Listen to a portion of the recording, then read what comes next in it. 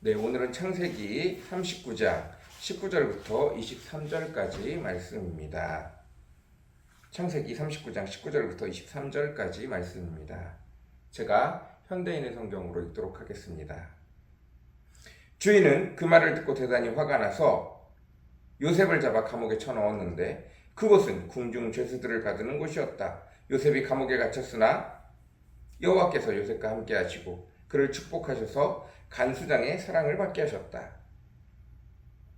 그래서 간수장은 감옥의 죄수들을 다 요셉에게 맡기고 감옥 안의 재반 업무를 그가 처리하게 하였으며 요셉이 책임을 맡은 일에 대해서는 전혀 간섭하지 않았다.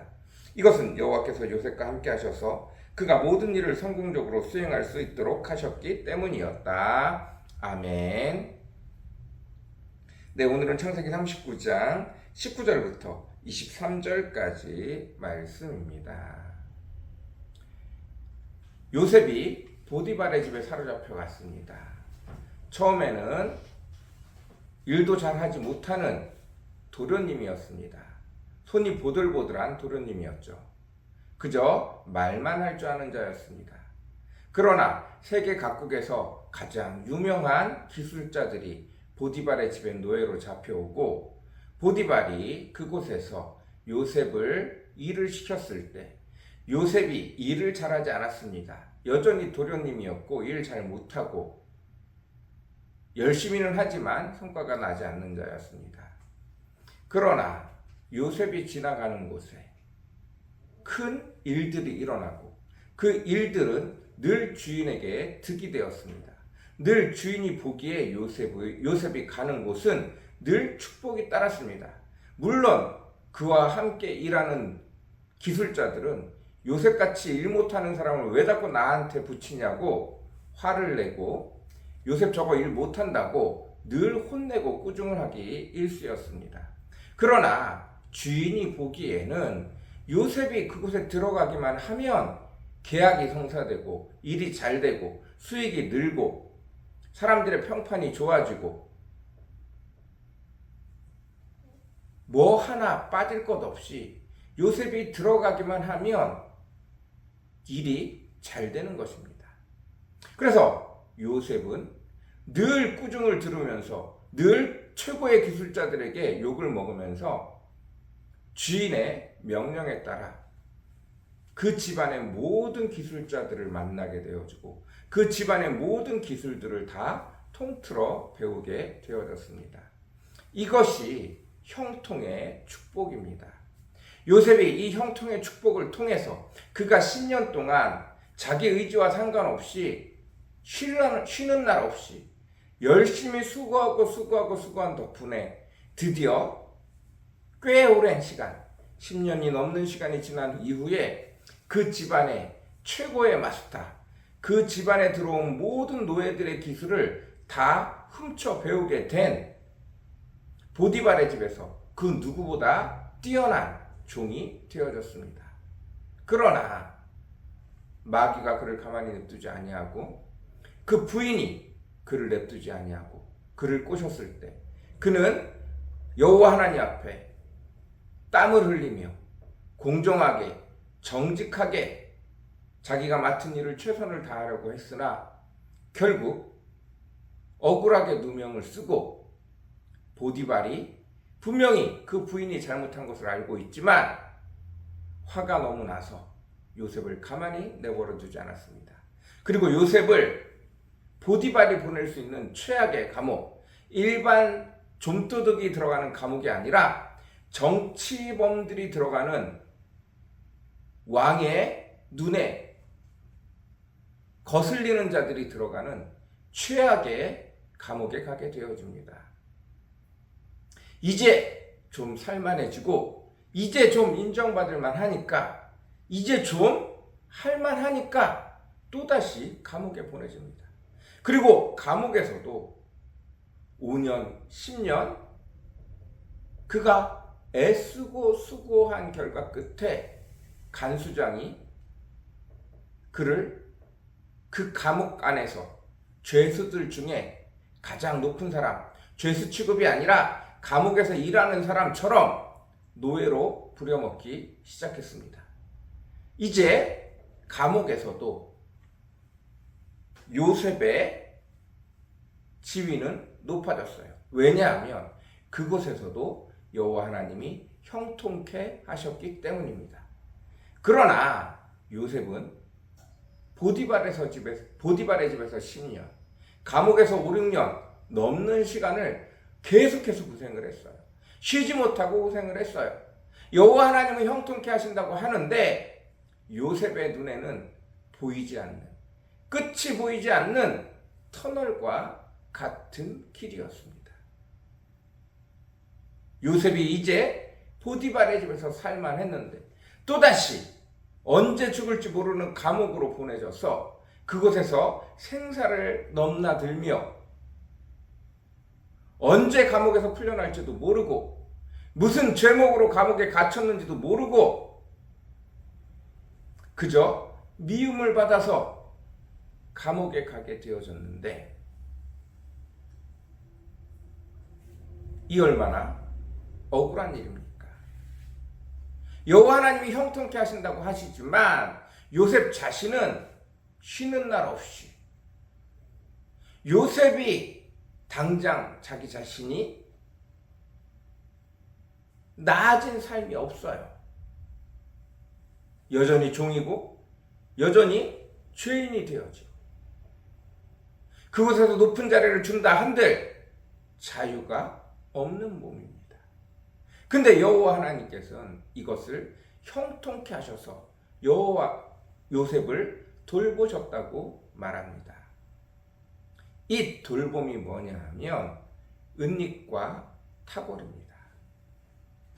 여호와 하나님께서 여호와 하나님의 방법으로 요셉을 키우실 때 두 가지를 염두에 두고 하셨는데 하나는 은닉입니다. 또 다른 하나가 탁월입니다. 여러분,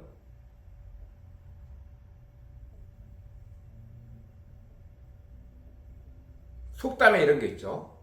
모난 돌이 정 맞는다. 여러분, 진짜 모난 돌이 정을 맞나요? 아니요, 그렇지 않아요. 아예 심하게 뭐가 나 있으면 건들지도 않습니다. 모난 돌은 정 맞지 않아요. 누가 정을 맞을까요? 이제 막 성장하는 사람, 이제 막 커가는 사람, 위에 기존의 세력들이 있어요. 기존에 자라는 사람들이 있어요.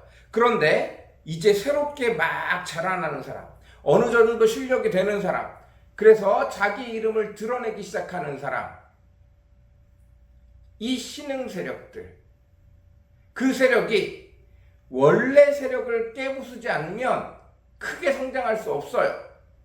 그래서 원래 세력에게 대들면 모났다 그러고 정으로 칩니다.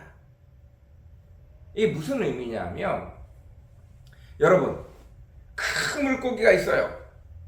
그 물고기는 작은 물고기를 잡아먹고 삽니다. 근데 이제 새끼 치어들을 잡아먹어봐야 소용이 없어요. 그런데 이 치어들이 자라서 중간 사이즈가 되면 딱 잡아먹기가 좋아요. 이게 요셉의 입장이에요. 요셉이 학원을 다니고 요셉이 정상적인 엘리트 코스를 밟아서 어느 정도 컸다면 이방인들 눈에, 특별히 이집트 사람들 눈에 딱 잡아먹기 좋은 사이즈가 되는 겁니다. 근데 여호와 하나님께서 보디발의 집에서 어떻게 가르쳤어요? 모든 나라들의 최고의 기술자들이 보디발의 집에 사로잡혀 왔는데 요셉이 거기서 뭘 했어요? 10년의 기간 동안 모든 기술을 마스터했어요. 그는 말도 안 되는 인재가 되어졌어요. 그러나 그를 뒷받침할 재산, 그를 뒷받침할 인맥, 그를 뒷받침할 무엇이 아무것도 없는 자예요. 그는 세상에 나가면 잡아먹히기 딱 좋은 사이즈가 된 거예요. 사람들에게 이용당하다가 버려지기 딱 좋은 사이즈가 된 거예요. 그때 여호와 하나님께서 그를 다시 감옥으로 보냅니다. 거기서 더 은닉하게 하시는 거예요. 그리고 그곳에서 정치 수용범들, 왕과 관련된 사람들이 있는 사람들, 그곳에서 처세술을 배우기 시작합니다. 언제까지요? 그가 그 큰 물고기들에게 잡혀먹지 않을 충분한 처세술을 배울 때까지, 그가 누구에게도 잡아먹히지 않을 정도로 탁월해질 때까지. 이건 정말 중요한 내용입니다. 일반 사람들이 가장 힘들어하는 게 뭐냐 하면, 이만큼 됐으면 나도 사람들에게 좀 떳떳해질 수 있고, 이만큼쯤 됐으면 이제 사람들 앞에 나설 수 있을 것 같은데 왜 하나님은 나를 가만히 내버려 두시지? 거의 대부분은 하나님의 능력을 적당히 받고 적당히 성공한 사람들이 세상에 나가면 바로 먹잇감이 되기 때문이에요. 탁월해져서 그들이 건들지 못할 정도의 실력이 되지 않으면 그리스도인들, 정직한 사업가들, 정직한 그리스도인 기업가들, 정직한 그리스도인 기술자들, 정직한 그리스도인 연구원들, 다 세상 사람들이 잡아먹기 아주 좋은 먹잇감이 되기 때문입니다. 누구도 건들지 못할 만큼 완벽하게 탁월해지기 전에는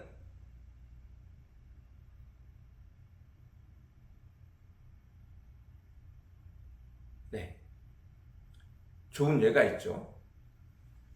이번 월드컵 때, 그리고 그전 월드컵 때 우리나라 축구대표팀, 특별히 홍명보 감독이 손흥민을 엄청 싫어해요. 엄청 미워해요. 근데 함부로 못하는 이유가 뭐예요?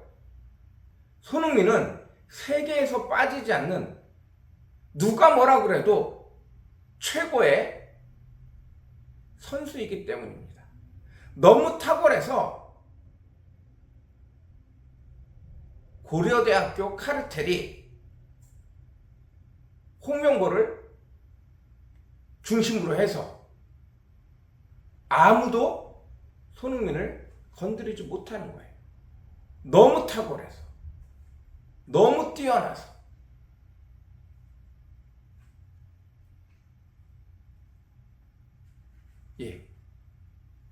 중간 사이즈였으면 벌써 홍명보한테 잡아먹히고도 남았어요.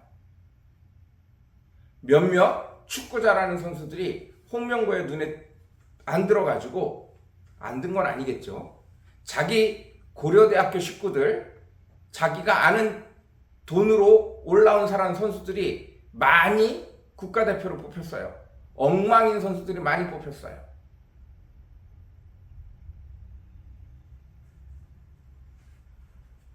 그래서 이름도 없이 사라진 선수들이 많습니다. 잘 하는데도 사라진 선수들이 많아요. 히딩크가 그걸 깨고 새로운 선수들을 많이 발굴했는데 홍명보가 도로 다 망가뜨려 놨어요. 왜 그러죠? 탁월하지 못하면 잡아먹히기 좋은 사이즈가 되는 거예요. 여호와 하나님이 요셉을 통해서 그것을 이루려는 거예요. 완벽하게 탁월해지기 전까지 여호와 하나님이 끊임없이 숨겨놓고 탁월해질 때까지 훈련시키고 계신 것입니다. 그러나 정작 훈련 당하는 사람은 이 정도면 됐는데 왜 아직도? 라고 말을 하게 된다는 거예요. 여러분, 기억하십시오. 하나님의 훈련은 사람들이 생각하는 훈련보다 훨씬 더 힘이 듭니다. 훨씬 더 시간이 걸려요. 언제까지요? 이 연약하고 정직하기에, 투명하기에, 그래서 세상 사람들이 어리석다고 생각하는 이 그리스도인들은 세상에 나가면 딱 먹기 좋은 밥이기 때문에 그렇습니다. 완벽하게 탁월해지기 전까지는, 누구도 건들 수 없을 정도로 탁월해지기 전까지는 밥이에요.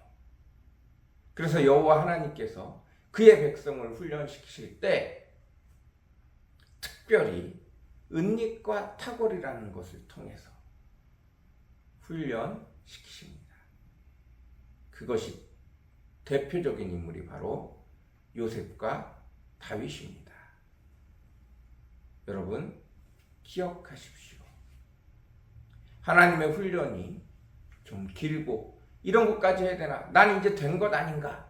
라고 생각하실 때 하나님은 여전히 여러분이 더 탁월해지기를 원하고, 그런 여러분을 일부러 숨기시고 은닉하게 하셔서, 보이지 않게 하셔서, 사냥꾼들의 먹이로 표적이 되지 않게 하셔서 그들을 돌보시고 지키시는 것입니다. 이 은혜 안에서, 하나님의 보호 아래서 탁월해질 때까지 하나님이 우리를 돌보시고 계심을 기억하시고, 오늘도 오늘 하루를, 하나님이 내게 주신 오늘 하루를 귀하게 열심히 사용하실 수 있는 저와 여러분이 되어주시기를 간절히 사모합니다. 같이 기도하겠습니다. 사랑과 은혜가 풍성하시고 거룩하신 주님, 여호와 하나님께서 요셉에게 형통하다 말씀하시는데, 요셉은 난 왜 아직도, 왜 나는 아직도, 난 이제 된 줄 알았는데, 이제 편할 줄 알았는데 또다시 감옥에 가서 또다시 가장 바닥부터 가장 미워하는 사람으로, 가장 천한 사람으로 다시 시작합니다. 하나님, 요셉을 사랑하셔서 요셉을 은닉시키시고 그가 탁월해질 때까지 지키시고 보호하시는 과정이지만 요셉은 답답해 미칠 지경입니다. 아버지 하나님, 이것이 우리들의 모습이 아닌지 주님 앞에 고백합니다.